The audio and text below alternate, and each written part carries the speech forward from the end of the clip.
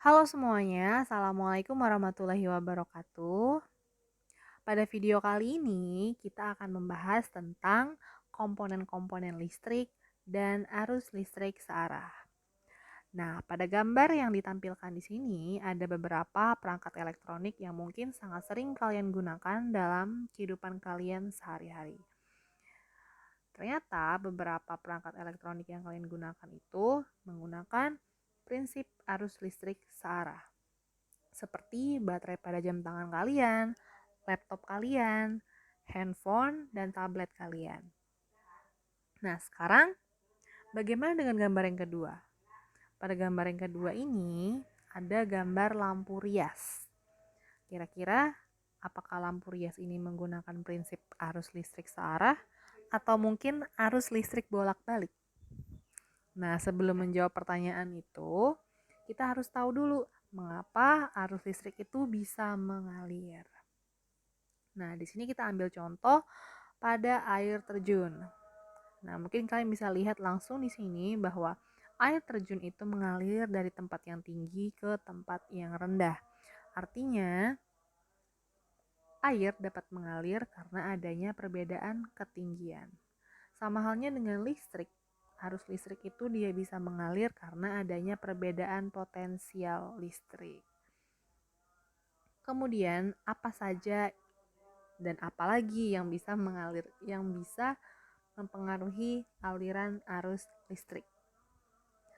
Nah, pada gambar di bawah ini ada dua, ada gambar di jalan tol dan gambar di jalan yang rusak.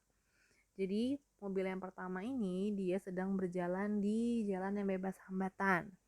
Sedangkan mobil yang kedua, dia sedang berjalan di jalanan yang rusak. Kita anggap jalanan yang rusak ini adalah jalan yang banyak hambatannya. Tentu saja mobil atau arus listrik akan lebih mudah mengalir atau lebih mudah berjalan pada jalan yang tidak ada hambatannya. Dan tentu saja mobil atau arus listrik akan lebih sulit mengalir atau berjalan pada jalan yang rusak atau penuh dengan hambatan. Nah, sekarang apa perbedaan antara arus listrik searah dengan arus listrik bolak-balik? Di sini kita ambil untuk arus searah, kita beri contoh baterai. Sedangkan untuk listrik bolak-baliknya kita ambil listrik dari PLN. Nah, untuk perbedaannya yang pertama, pada baterai dia memiliki kutub positif di bagian atas dan kutub negatif di bagian bawah. Kemudian untuk arus listrik bolak-balik, dia tidak memiliki kutub. Nah, perbedaannya saat digunakan pada baterai, biasanya ketika kalian menggunakan baterai untuk dipasang di baterai remote AC atau remote TV, ketika kalian memasang baterai itu tidak sesuai dengan kutubnya, maka yang terjadi adalah remote tersebut tidak dapat berfungsi. Berbeda dengan colokan pada listrik, ketika kalian memasang charger di colokan listrik, walaupun kalian memasangnya terbalik, maka arus listrik tetap dapat mengalir ke laptop atau HP kalian. Jadi pada intinya untuk arus searah dia memiliki kutub positif dan kutub negatif, sedangkan untuk arus bolak-balik dia tidak memiliki kutub. Selanjutnya, kuat arus listrik, di mana yang namanya kuat arus listrik itu adalah banyaknya muatan yang mengalir pada satuan waktu, baik itu muatan positif maupun muatan negatif. Dan di sini I itu melambangkan kuat arus listrik dengan satuan ampere atau A.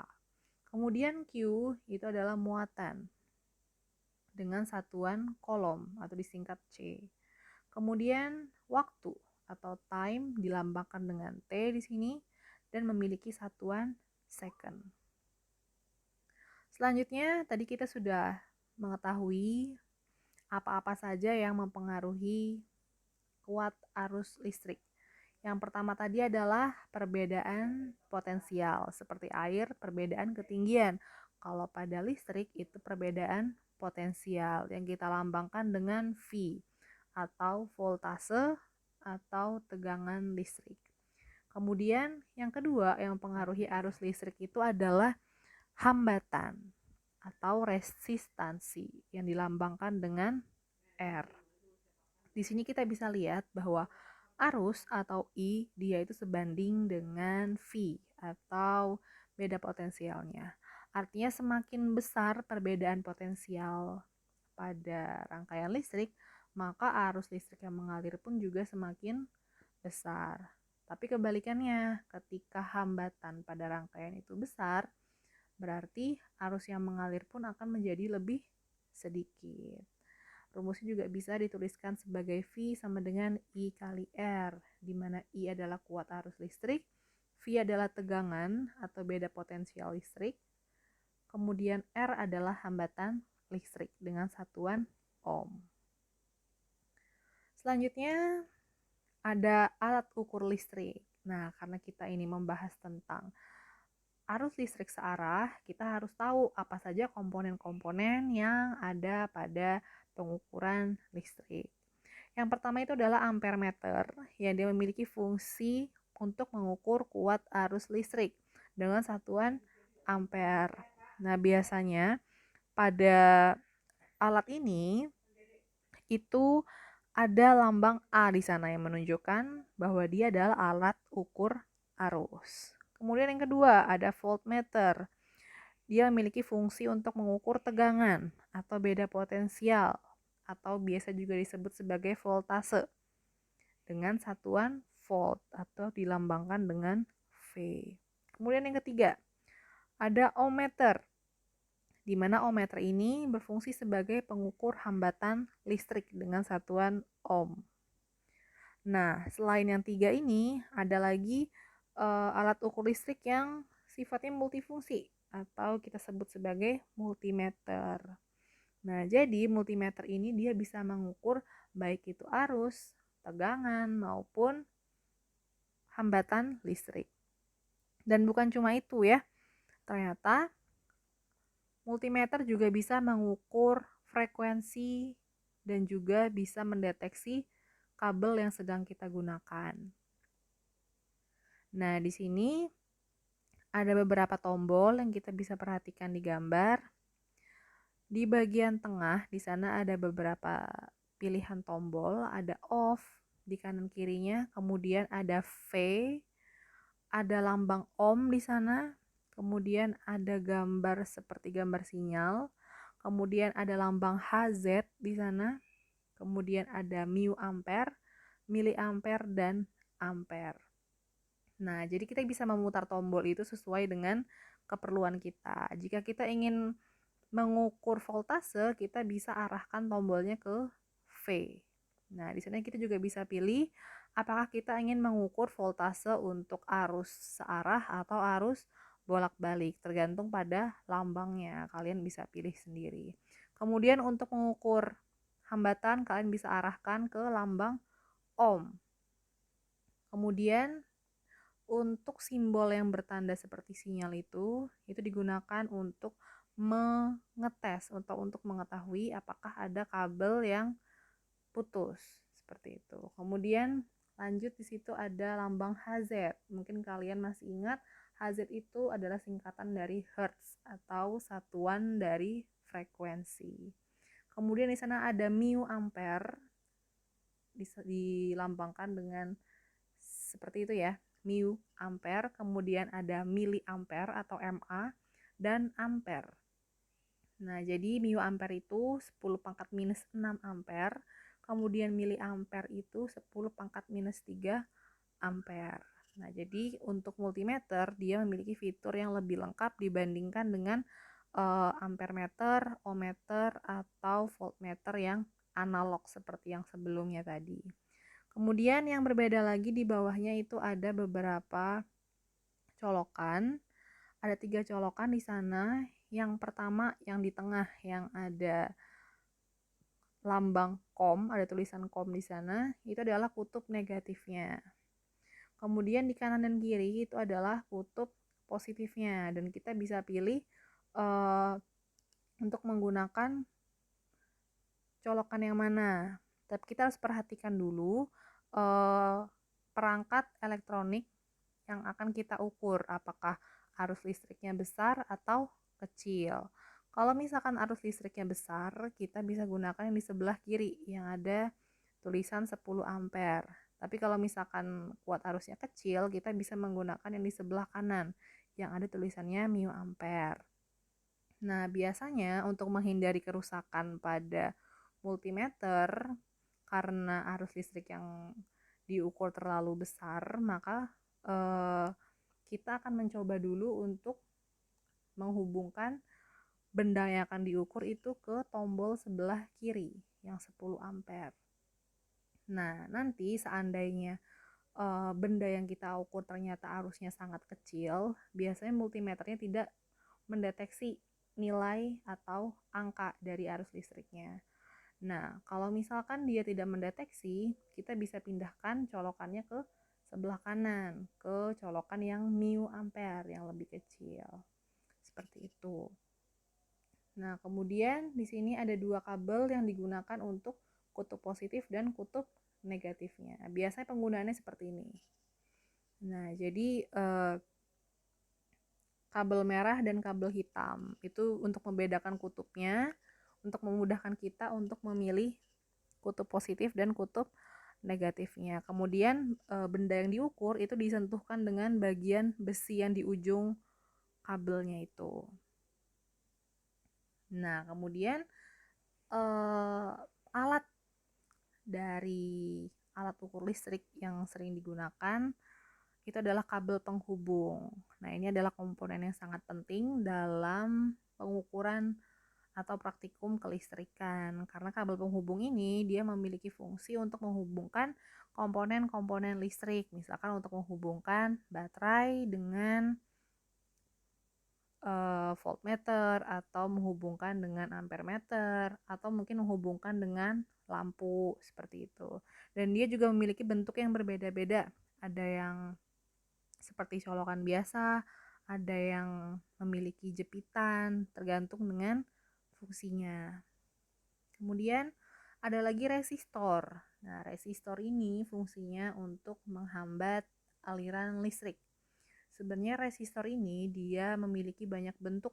Ada yang namanya resistor keramik, resistor plastik. Tapi mereka memiliki fungsi yang sama, yaitu untuk menghambat aliran arus listrik. Selanjutnya ada baterai. Baterai ini dia berfungsi sebagai suplai daya atau suplai dari voltase dan arus listrik. Nah, seperti yang kita bahas di awal bahwa baterai ini dia merupakan sumber arus listrik searah karena dia memiliki kutub positif dan kutub negatif. Nah, selain baterai ada lagi sumber arus listrik yang bernama catu daya atau power supply. Nah, bedanya dengan baterai, catu daya atau power supply ini dia mengambil arus atau daya listrik itu dari arus listrik PLN yang ada di rumah-rumah biasanya. Nah, fungsi power supply dia itu bisa mengatur arus listrik yang keluar dari power supply ini. Seperti yang kita tahu bahwa arus listrik PLN itu adalah arus listrik AC atau arus listrik bolak-balik dengan besar tegangan 220 volt. Nah, fungsi catu daya ini dia bisa mengatur voltase yang keluar itu pada kisaran 0, 3, 6, 9 sampai 12. Nah, di sana di tombol yang warna kuning di situ ada keterangannya voltage. Kita bisa pilih voltasenya mau 0, 3, 6, 9 sampai 12. Kemudian di bawahnya di situ ada 4 colokan. Yang pertama dan yang kedua itu ada yang warna biru, di situ ada keterangannya AC. Artinya ketika kita menghubungkan kabel ke colokan yang warna biru, maka yang akan keluar nanti itu adalah arus bolak-balik. Sedangkan untuk colokan yang di sebelah kanannya yang warna hitam dan merah itu untuk menghasilkan arus listrik searah. Jadi fungsi power supply ini selain dia mengecilkan voltase, dia juga bisa mengubah arah arus listriknya yang awalnya arus listrik bolak-balik menjadi arus listrik searah atau arus listrik DC. Kemudian untuk mengukur arus listrik, kita akan menggunakan ampermeter seperti yang di gambar sebelumnya tadi. Tapi untuk rangkaian listriknya kita harus perhatikan. Untuk pengukuran kuat arus listrik, di sini ada skemanya di mana garis-garis itu yang ada tanda positif dan negatif itu adalah catu daya. Bisa jadi itu adalah baterai atau power supply. Nah, kutub positifnya kita hubungkan pakai kabel ke ampermeter. Kemudian dari ampermeter dihubungkan ke beban. Nah, beban yang dimaksud di sini itu adalah resistor. Tapi resistornya juga bisa diganti dengan lampu. Nah, kemudian lampunya atau resistornya kita hubungkan lagi dengan kutub negatif dari baterai atau catu daya. Nah, biasanya ampermeter ini karena dia berupa aliran arus listrik, dia dipasang secara seri. Nah, berbeda dengan pengukuran untuk tegangan listrik. Karena seperti yang kita tahu bahwa tegangan listrik itu adalah beda potensial. Jadi yang kita hitung untuk tegangan listrik yang kita ukur itu adalah perbedaan potensial antara kutub positif dan kutub negatifnya. Makanya kabel untuk voltmeternya dihubungkan dengan bagian positif dan bagian negatif dari baterai atau catu daya. Jadi seakan-akan voltmeter itu dihubungkan secara paralel pada rangkaian listrik. Kemudian di sini ada rangkaian dasar untuk praktikum hukum Ohm. Nah, jadi simpelnya ketika kalian ingin mencoba atau menguji dari hukum Ohm ini, kalian bisa menggunakan rangkaian dasar ini. Di sini ada DC generator atau generator arus searah yang dihubungkan secara paralel kutub positif dengan negatifnya itu dengan voltmeter untuk mengukur tegangan. Kemudian di sebelahnya dihubungkan lagi dengan ampermeter untuk mengukur kuat arus listriknya. Kemudian dihubungkan lagi dengan resistansi atau resistor atau bisa jadi itu lampu yang dihubungkan lagi resistornya dengan DC generator bagian negatifnya. Nah, jadi biasanya untuk menggambarkan suatu rangkaian listrik, kita menggunakan simbol-simbol tertentu. Nah, di sini ada beberapa simbol. Yang pertama ada rangkaian terbuka. Di bawahnya ada rangkaian tertutup. Nah, jadi kalau dianalogikan ini sebagai saklar yang biasanya kalian gunakan untuk menghidupkan atau mematikan lampu, maka rangkaian terbuka ini adalah ketika kalian mematikan lampu. Ketika kalian mematikan lampu, kalian itu sedang memutus arus atau memutus aliran listrik. Makanya lampunya mati. Sedangkan untuk rangkaian tertutup, lambang yang seperti itu adalah ketika kalian menghidupkan lampu. Jadi kalian itu sedang menghubungkan kabelnya. Makanya ketika kabelnya terhubung, lampunya menyala. Kemudian lambang dari baterai. Biasanya baterai atau power supply atau catu daya, dia punya lambang garis panjang dan garis pendek satu. Seperti itu. Kemudian untuk lampu, lambangnya seperti itu, ada dua macam. Kemudian ada ampermeter, lambangnya A. Ada buzzer, ada voltmeter, lambangnya V. Kemudian ada resistor, lambangnya bisa berupa persegi panjang atau seperti rumput-rumput. Kemudian ada fuse juga. Nah, itu untuk simbol. Nah, sekarang ini ada kabel yang biasanya digunakan pada gardu induk di PLN. Nah, kalau kalian perhatikan, kabel-kabel yang digunakan itu ukurannya jauh lebih besar daripada kabel yang kalian pakai. Misalkan pada charger HP kalian atau charger laptop kalian, kalian bisa lihat perbedaan ukuran kabelnya itu sangat berbeda ya, sangat besar perbedaannya. Dan ternyata itu berpengaruh pada hambatan pada kawat penghantar. Nah, jadi kita balik lagi ke gambarnya. Nah, fungsi gardu induk ini dia adalah membagi arus listrik dari PLN itu ke rumah-rumah kalian. Artinya, arus yang sedang dibagikan itu adalah arus listrik dengan ukuran yang sangat besar atau dalam jumlah yang sangat besar. Berbeda ketika sudah sampai di rumah kalian, maka jumlah arus listriknya atau jumlah tegangan listriknya itu menjadi lebih kecil. Makanya kabelnya juga lebih kecil. Dan ini hubungannya dengan beberapa faktor ya. Ternyata hambatan pada kawat atau pada kabel itu dipengaruhi oleh 3 faktor. Yang pertama itu adalah hambatan jenis kawat atau lambangnya Rho dengan satuan ohm meter.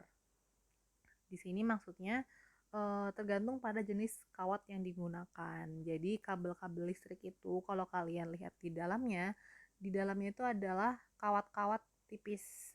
Nah, kawat-kawat tipis itu beda-beda bahannya. Beda bahan, maka beda juga hambatan jenis kawatnya.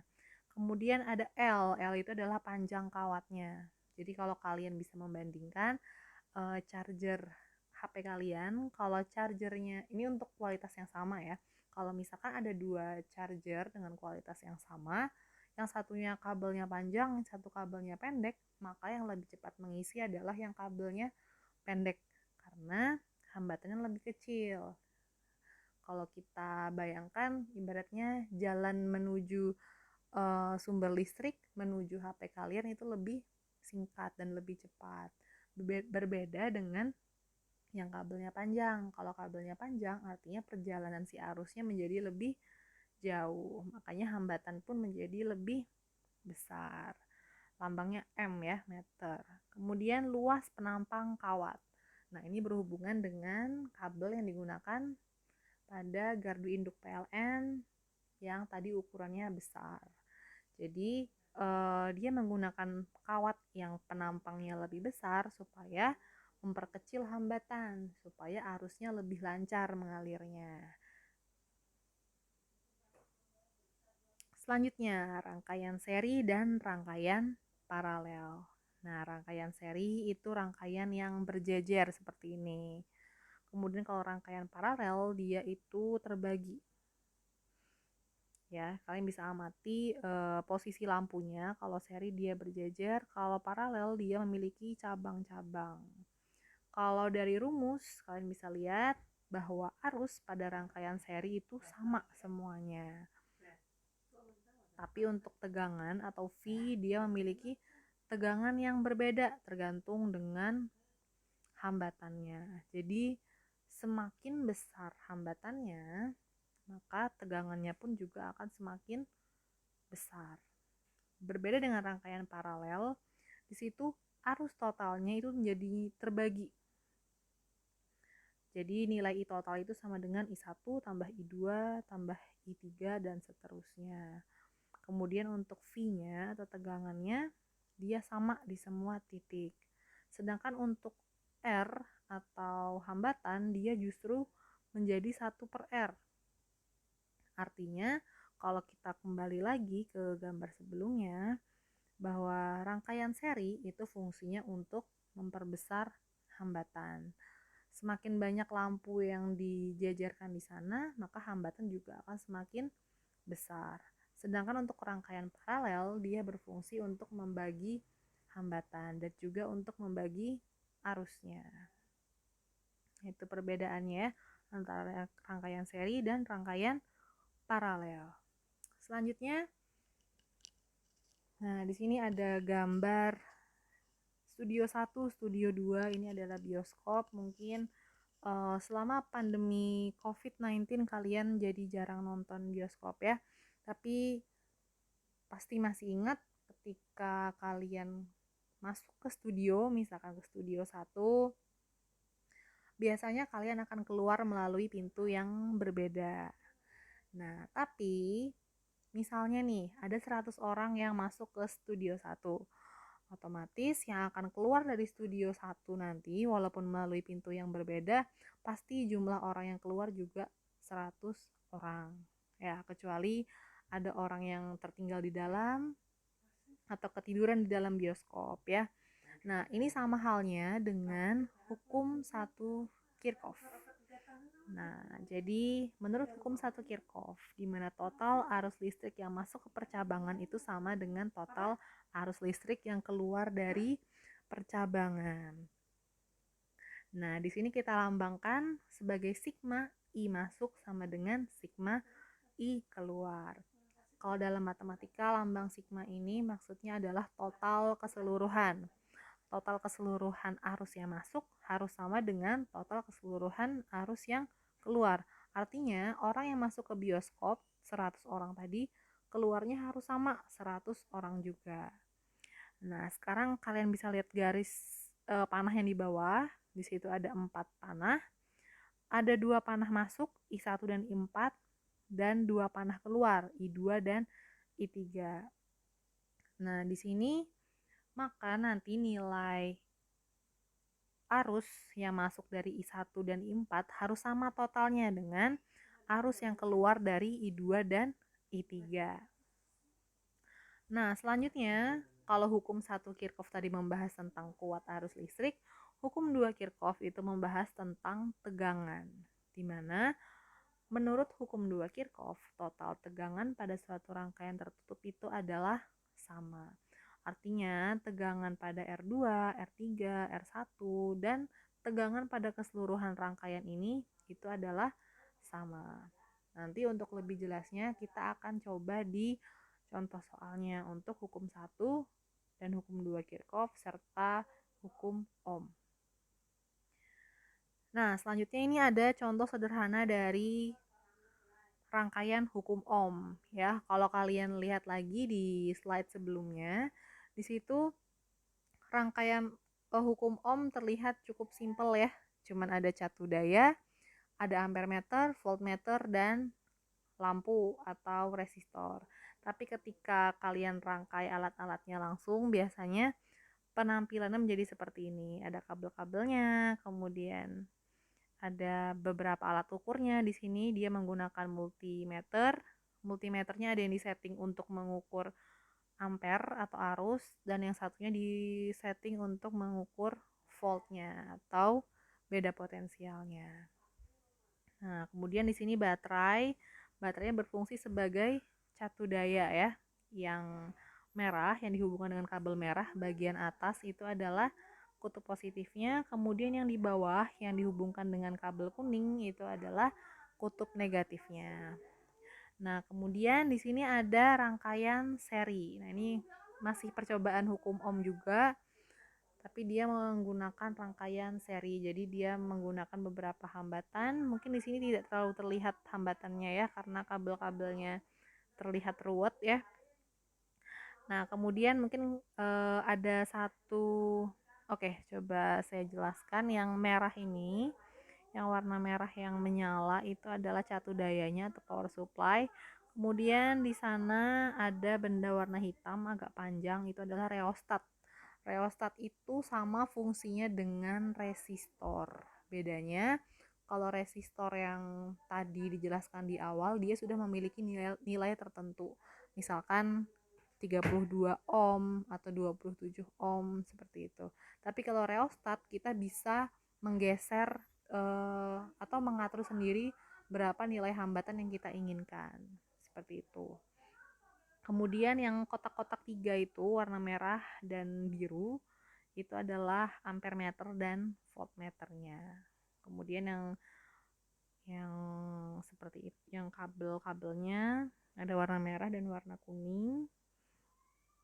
Selanjutnya mungkin kalian bisa mengamati perbedaan antara rangkaian seri dan rangkaian paralel. Silahkan ditemukan apa perbedaannya antara rangkaian seri dan rangkaian paralel dari percobaan yang ini ya. Oke, cukup sekian penjelasan tentang komponen listrik dan arus listrik searah. Semoga video ini bisa dipahami Jika kalian memiliki pertanyaan, kritik, ataupun saran, kalian bisa sampaikan di kolom komentar. Terima kasih. Wassalamualaikum warahmatullahi wabarakatuh.